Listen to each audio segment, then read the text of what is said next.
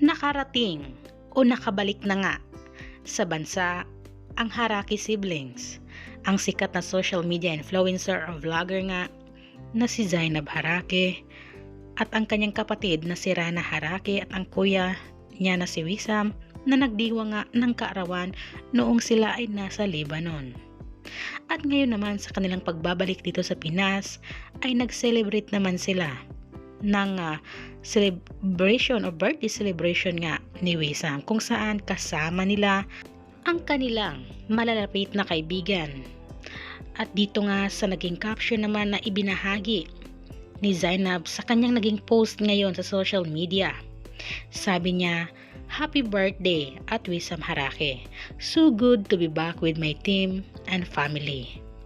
Mapapansin o makikita rin natin sa mga larawan na ito na talagang nag-i-enjoy ng sobra. Dahil kitang-kita naman natin, pati nga din ang aktor na si Tony Labrosca ay present din dito sa birthday celebration ni Wissam. Dito nga guys, ginanap ang birthday celebration na ito o pagtitipo nila sa isang nightclub or bar nga sa BGC. At pati na rin ang Miho, si Mika Salamanca at si H2O ay kasama rin na nag-celebrate nga sa birthday celebration na ito ni Wissam.